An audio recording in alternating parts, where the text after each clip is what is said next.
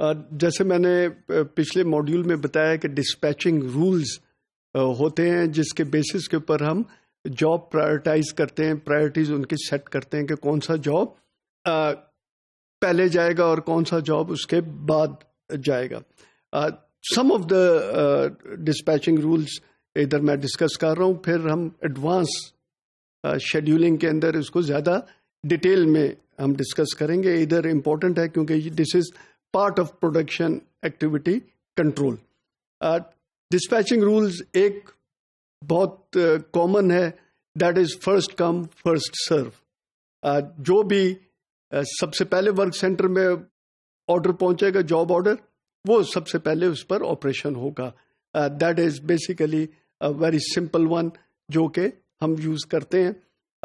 ये इन्वेंट्री के अंदर भी जो हम हैंडल करते हैं कि इन्वेंट्री स्टोर के अंदर जो मटेरियल पड़ा हुआ है, तो हम कहते हैं कि जी जो फर्स्ट कम फर्स्ट सर्व वाली फॉर्मूले के मुताबिक जो पहले यूनिट्स आए हुए हैं इन्वेंट्री मटेरियल के, वो पहले यूज हो, सो दैट ऑब्सोलीट ना होते फिरे, उसके अंदर कोई प्रॉब्लम ना आ जाए मटेरियल के अंदर, तो पुराना वाला हम पहले यूज करते हैं। Another one is earliest job due date, EDD। इसके अंदर ड्यू डेट्स हैं, सब जॉब्स की होती हैं, तो उस बेसिस के ऊपर प्रायोरिटी लगाई जाती है कि जिस जॉब के भी ड्यू डेट सबसे अर्ली है उसको हम सबसे पहले प्रोड्यूस करें, उसके ऊपर सबसे पहले ऑपरेशन करें, और बाकियों को हम उसके मुताबिक प्रायोरिटाइज करें उनकी ड्यू डेट के मुताबिक। Third one is earliest operation due date.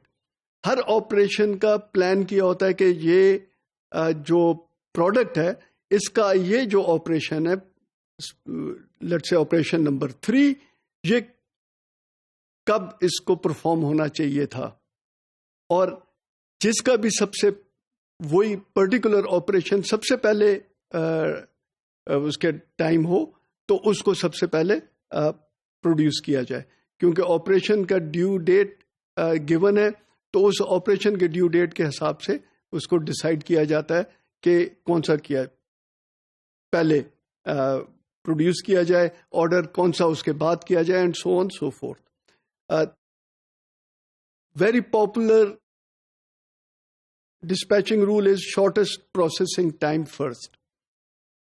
जिस ऑर्डर का भी उस वर्क सेंटर के ऊपर प्रोसेसिंग टाइम सबसे कम है उसको सबसे पहले प्रोड्यूस किया जाए।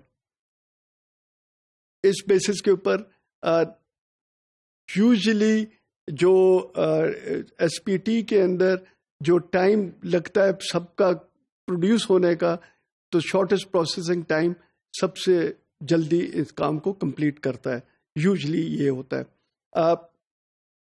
Fifth one is critical ratio. वो क्रिटिकल रेशियो कैलकुलेट किया जाता है और उस बेसिस के ऊपर जिसका भी सबसे कम रेशियो आ रहा होता है या नेगेटिव में जा रहा होता है उसको सबसे पहले प्रोड्यूस किया जाता है।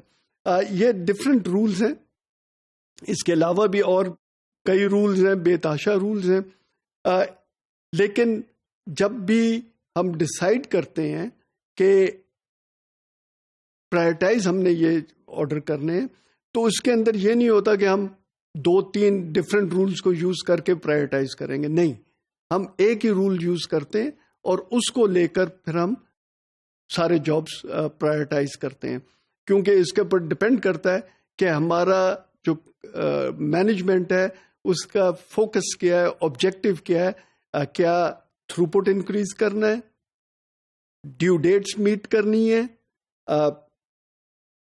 जो फ्लो टाइम है वो इम्प्रूव करना है, किस चीज के ऑब्जेक्टिव क्या है, उस बेसिस के ऊपर रूल्स जो हैं वो अप्लाई किए जाते हैं और उसके बेसिस के ऊपर प्रायोरिटाइज किया जाता है कि कौन सा ऑर्डर जो है उस वर्क सेंटर के ऊपर सबसे पहले उस पर ऑपरेशन होगा और फिर किस पर होगा, and so on so fourth. इसके अंदर ये भी हो सकता है कि जो नए जॉब क्यू के अंदर लग रहे हैं उसकी वजह से प्रायोरिटीज फिर चेंज हो जाए, क्योंकि हो सकता है जैसे अगर आप शॉर्टेस्ट प्रोसेसिंग टाइम वाला फर्स्ट है तो एक ऑपरेशन के अंदर चला गया, वर्क सेंटर के अंदर उस पर ऑपरेशन हो रहा है।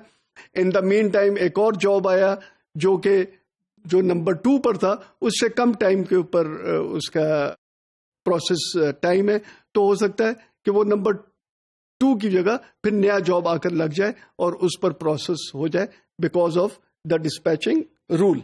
क्रिटिकल रेशियो किस तरह कैलकुलेट करते हैं? Critical ratio is basically actual time जो रिमेनिंग है इस ऑर्डर के ऊपर।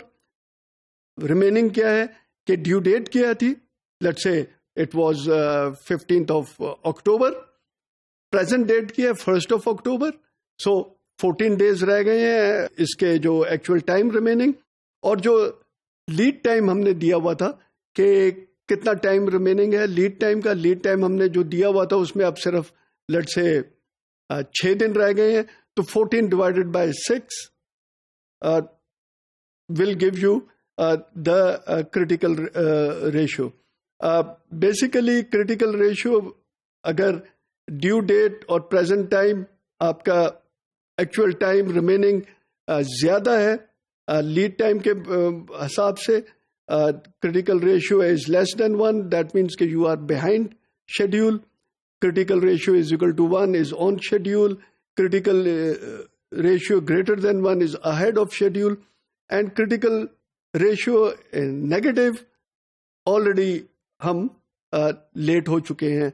That means के present date जो है वो due date को cross कर चुकी है और हम due date delay हो गया है, late हो गए हैं.